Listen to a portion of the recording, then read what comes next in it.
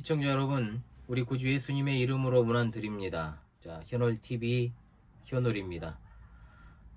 이번 시간에는 이제 교회를 세우기도 하고 무너지기도 한다는 이 칭의론에 관한 여러 이설들을 살펴보는 시간을 갖겠습니다. 이른바 어그러진 칭의론이다.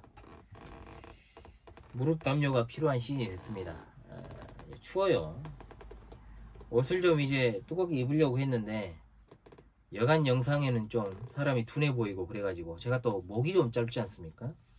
물론 이제 목만 짧은 건 아닌데 그러다 보니까 좀 이제 히터를 틀었습니다만 이제 좀 맞춰놓고 무릎 담요를 좀 덮었습니다.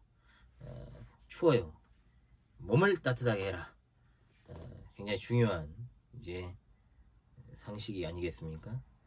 자, 어그러진 칭의론 간략하게 몇 가지를 살펴보겠습니다. 강의를 들으시면 알겠습니다만은 사실 이제 칭의론이라 하는 것도 그렇고 뭐든지 다 양극단으로 나눠져 있는 것을 우리가 볼 수 있습니다. 자, 크게 두 부류입니다. 한편은 뭐냐? 칭의에 있어서 인간의 역할을 과대평가한다. 이렇게 정리를 할 수 있겠고요. 또 한편은 칭의에 있어서 인간의 역할을 축소하거나 아예 빼버리는 어떤 또 양극단, 또 한쪽의 극단이라고 말할 수 있습니다. 그러니까 이름만 달리할 뿐 사실은 어그러진 칭의론은 성경적 신앙이라고 볼 수 없습니다. 자, 그럼 하나씩 살펴보죠. 첫 번째입니다. 자, 우리 개혁 신앙의 가장 큰 대적이라고 할 수 있는 알미니안입니다. 자, 이들은 믿음 자체를 도구적 원인이 아니라 공로로 이해를 합니다. 그래서 믿는 행위, 즉 믿은 행위는 자연스럽게 칭의의 조건이 되어버리죠. 즉 공로가 될 수 있다는 겁니다. 지금 뭔 말이냐? 내가 믿는 그 행위가 인간의 행위 아닙니까? 즉 그 인간의 행위로 인해서 칭의가 되었다는 겁니다. 즉 칭의에 있어서 인간의 역할과 행동이 결정적인 거죠. 이게 이제 상당히 문제가 되는데, 이러한 칭의로는 그럼 어디에 바탕을 두고 있느냐? 이제 예전에도 말씀드렸던 신인협력서를 이제 바탕을 두고 신협동이라고도 하고요.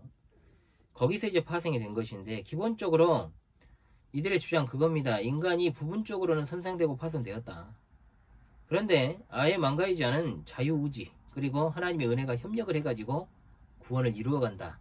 이것에 이제 기조를 두고 있다는 거죠. 자, 그러면 이런 하나님의 구원 계획은 당연히 무엇에 의해 흔들릴 수밖에 없습니까? 인간의 선택적인 의지에 따라서 바뀔 수 있는 조건적 구원론이 되어버리는 겁니다.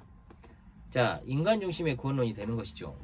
그러나 하나님의 구원은 성경에 따르면 무조건적인 주권적 은혜다 라는 사실을 우리가 알 수 있습니다. 무조건적인 선택에 의한 하나님의 구원이다. 이것을 알아야 되겠죠. 자, 두 번째 이제 반율법주의라는 것이 있습니다. 자, 반이라는 것은 이제 하프를 가리키는 반이 아니고 이제 이 반대하다라는 반이죠. 다른 말로 이것을 율법 폐기론이다, 도덕 폐기론이다 이렇게 이제 보통 부릅니다. 알미니안에 기본적으로 반대하는 입장이죠. 자, 죄인이 의롭다함을 받으려고 하는 어떤 행위도 필요 없다. 자, 예를 들면 믿는 행위도 필요 없고 율법을 행하는 것도 필요 없고 인간의 노력 필요 없다. 그냥 인간이 할 일이 없고 거저받는 선물이라는 거죠. 이것을 가리켜서 거저받는다 해가지고 무상칭이다 이렇게 이제 말을 합니다. 자, 이런 율법 폐기론, 도덕 폐기론 안에도 정도의 차이에 따라서 두 부류로 나뉘게 되는데, 하나는 그리스도의 의의 전가로 죄는 없지만 실제적 죄는 남아있다라고 보는 부류가 있고, 또 하나는 이제 칭의된 자에게는 실제적으로 죄가 전혀 없다, 실제적으로도 죄가 전혀 없다라고 보는 부류가 있습니다. 자, 후자는 이제 이단 구원파에 가깝겠죠. 이제 후자는 이단 구원파가 주장하는 바와 이제 같은 맥락을 하고 있다라고 보면 되겠습니다. 반율법주의에 이어서 이제 신율법주의라는 것이 있습니다. 자, 앞선 반율법주의의 반대 개념입니다. 왜 이들이 새로운 신자를 써가지고 신율법주의냐? 자, 이 신율법주의는 나중에 이제 제가 세관점을, 바울 신학에 대한 세관점 학파를 이야기할 때 또 등장을 할 건데요. 자, 이들은 인간 행위를 강조하되 새로운 방향성을 가지고 있기 때문에 그렇습니다. 말은 새로운 방향성이지만은 신학을 공부한 사람들은 이것이 새로운 방향성이 아니라는 걸 알고 있습니다. 죄인이 의롭게 되려면 이중적인 의가 필요하다. 자, 뭐냐? 하나는 예수님의 복음이다. 이제 새로운 법이죠. 그리고 또 하나는 죄인의 신앙과 회개다.